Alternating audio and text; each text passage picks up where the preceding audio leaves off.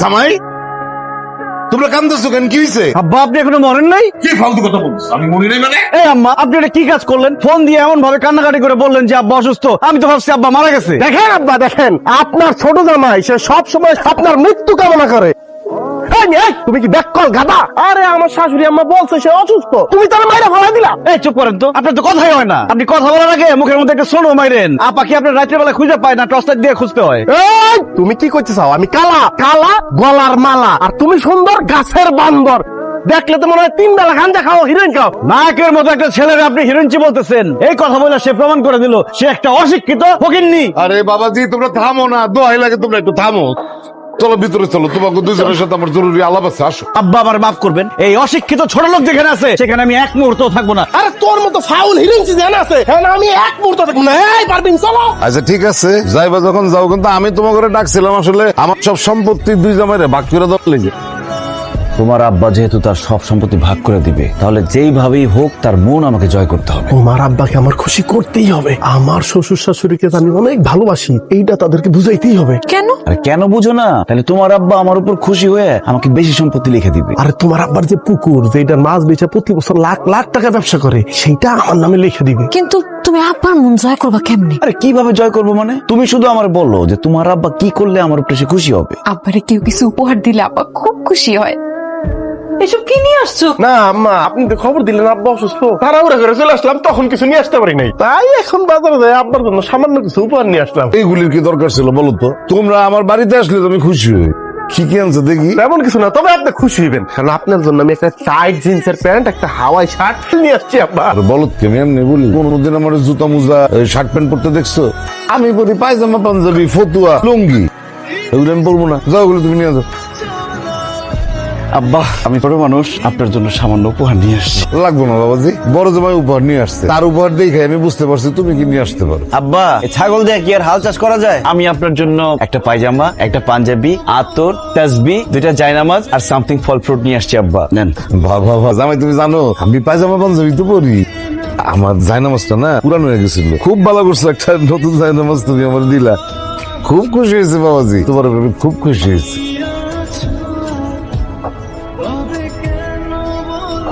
শারমিন, এদিকে আসো, সর্বনাশ হয়ে গেছে।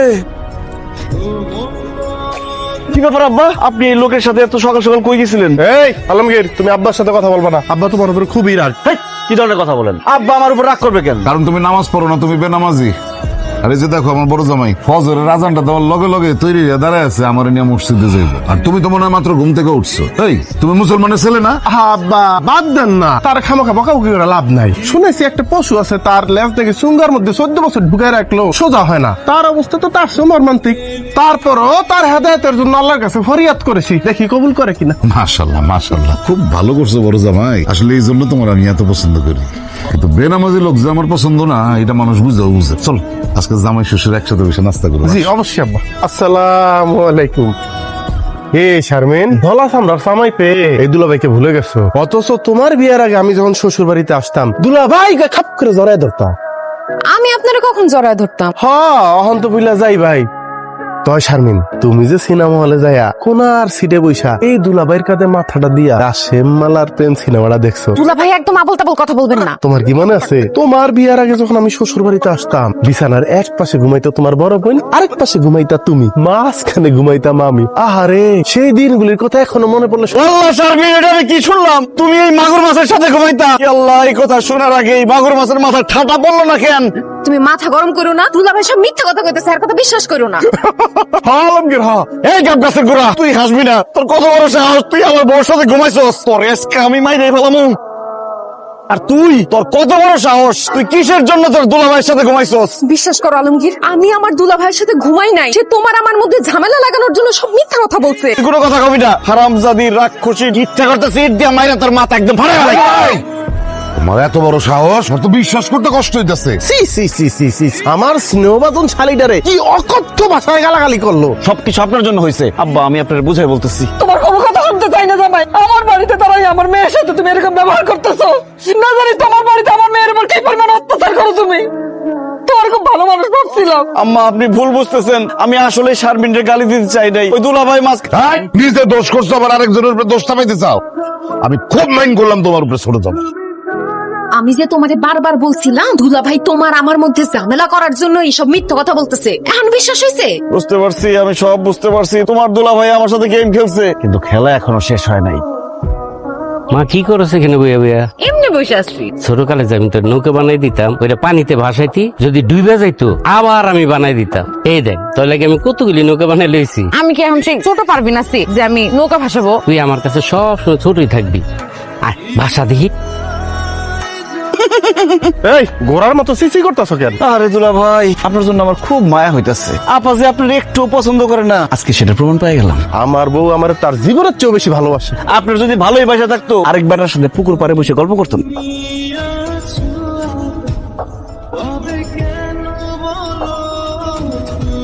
ছি ছি ছি ছি আব্বা, বাপের বয়সে একজন মানুষকে সে এইভাবে মারছে? সে কি মানুষ? সে তো মানুষ না, সে একটা শয়তান। আব্বা বিশ্বাস করুন, আমি জানতাম না যে এটা পারমিনের চাচা। আমি যা করছি না বুঝে করছি। একদম মিথ্যা কথা। হ্যাঁ যা করতে বুঝে শুনেই করছে। আমি বারবার কইলাম আমি পারবিনের চাচা। তুমি আজকে যেটা করছো খুব খারাপ কাজ করছো, আমার মনের থেকে উঠতে গেল।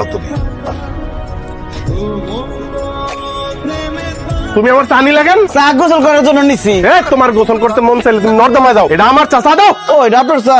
কই কাপের মধ্যে, চায়ের মধ্যে কোথাও তো ছাগল নামটা লেখা নাই। হ্যাঁ চায়ের কাপের মধ্যে তো বলদ লেখা আছে। চা অর্ডার আমি দিছি, চা আমার, চা আমি খামু। অর্ডার আপনি দিলেও এই চা আমি খামু। খবরদার আলমগীর, চায়ে যদি একটা চুমুক দাও একদম জিব্বাটা টান্দা ছিঁড়ে হলামু। আরে দুলাভাই আপনারা এটা কি শুরু করছেন? এই যে ছোট দুলাভাই চায়ের অর্ডার দিচ্ছে, বড় দুলাভাই চাটা ওনারে দিয়া দেন, আমি আপনার একটা চা বানাই দিতেছি। অসম্ভব, আমার সামনে বসে আমার আগে সে চা খাবে, এটা কোনোদিন হইব না।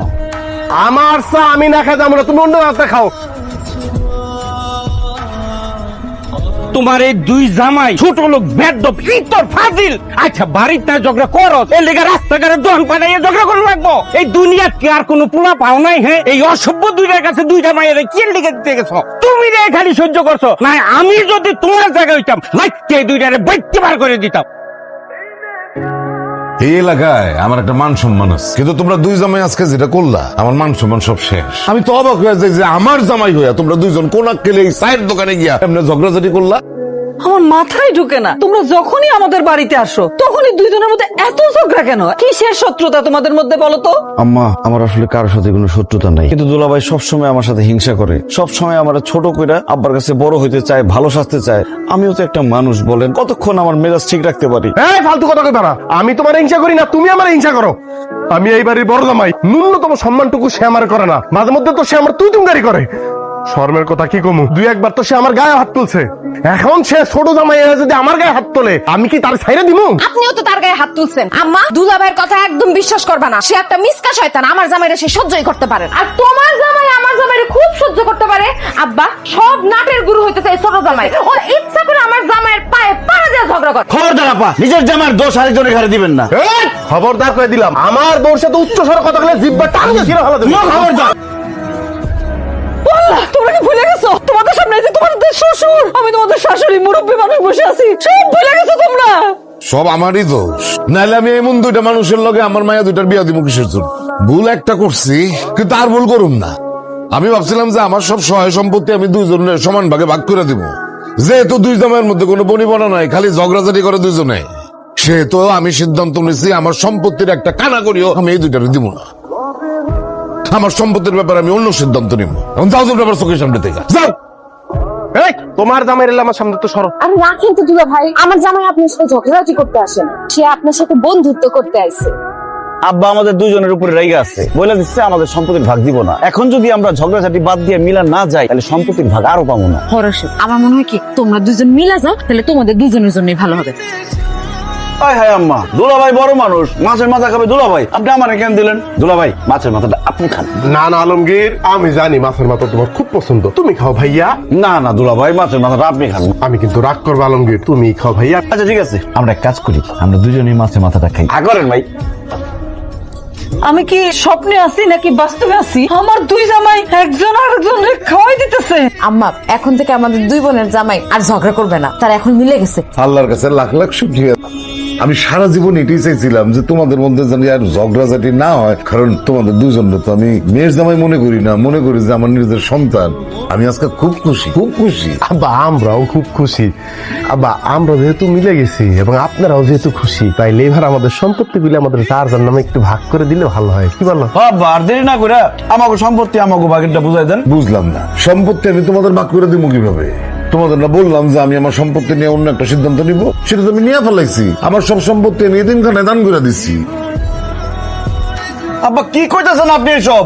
আপনার সব সম্পত্তি আপনি এতিমখানা দান করে দিয়েছেন কেন? কারণ আমি বুঝতে পারছিলাম যে আমার এই সম্পত্তির জন্য তোমাদের দুই জামাইয়ের মধ্যে এত ঝগড়াঝাটি কাজে। আই হাই দুলা ভাই কত বড় সর্বনাশ করে ফেলাইছে আব্বাই, দেখতেছেন আপনি কি কাজ করছেন? এটা আপনার কোনো বিবেক নাই, আক্কেল নাই? আমরা আপনার মেয়ের জামাই থাকতে আপনি কোন আক্কেলে সম্পত্তি এতিমখানায় দান করছেন? আমাদের জন্য কি একটু চিন্তা করেন নাই আপনি? আপনার চুলদারি কি ঘুমের মধ্যে বাঁকছে? এত বড় সর্বনাশটা আপনি কিভাবে করলেন? আপনি একটা বেঈমান, আপনি একটা অমানুষ। আমি জীবনের কোনোদিন আপনার বাড়িতে আমন আপনার চেহারা দেখব না। আপনি যদি মরেও যান না, মাটি দিতে আমি আসবো না। বড় জামাই বাবাজি, তুমিও কি রাগ করছো? না, রাগ করবো না। ওনারে মাথায় নিয়ে নৃত্য পরিবেশন করবো। আপনি একটা ভণ্ড প্রতারক বেঈমান, আপনি মইরাও শান্তি পাইবেন না। আর তুই যদি কোনোদিন এই বাড়িতে আমার কথা ভুলেও চিন্তা করস, থাপড়ে এত শব্দ ফালাই দিব। মনে করবি তোর বাপ নাই, তোর বাপ মারা গেছে। জামাই দাঁড়াও, তোমরা তো আমার সম্পত্তির ভাগ নেওয়ার জন্য আসছিলা, তো সম্পত্তির ভাগ বুঝ জানা নিয়ে চলে যেতেছো কেন? সম্পত্তির ভাগ কই থেকে বুঝে নিমু? তার আগেই তো সম্পত্তি আপনি এতিমখানায় দান করে দিয়েছেন। না জামাই বাবা, আমি আমার সম্পত্তি কোনো সময় এতিমখানায় দান করিনি। আমার সম্পত্তি আমি বহু আগে সমান দুই ভাগে ভাগ কইরা আমার দুই মেয়ের নামে দলিল কইরা রাখছি। তোমাদেরকে আসতে বলছিলাম সে দলিল বুঝে নেওয়ার জন্য। পারভিন শারমিন, এই যে তোদের সম্পত্তির ভাগের অংশ। তাহলে কেন কইছিল সম্পত্তি সব এতিমখানায় দান করে দিছো? দেখ মা, তোরা এই বাড়িতে আসার পরে জামাই বাবাজিরা আমারে কি সুন্দর করে আব্বা ডাকছে, আদর সম্মান করছে। আমি বুঝার চেষ্টা করছি যে এই আদর ভালোবাসা এগুলি কি সত্যই নাকি সব আমার সম্পত্তির লোভে করছে। আমি তো করে বললাম যে এতিমখানায় আমি সব সম্পত্তি দান করে দিচ্ছি। তারপর দুই জামাই আমার সাথে যে ব্যবহারটা করলো, আমি বুঝে ফেলাইছি যে আমরা যতই জামাই গো নিজের সন্তান মনে করি না কেন, জামাইদের কাছে আমরা আসলে বাপ মার জায়গাটা নিতে পারিনি।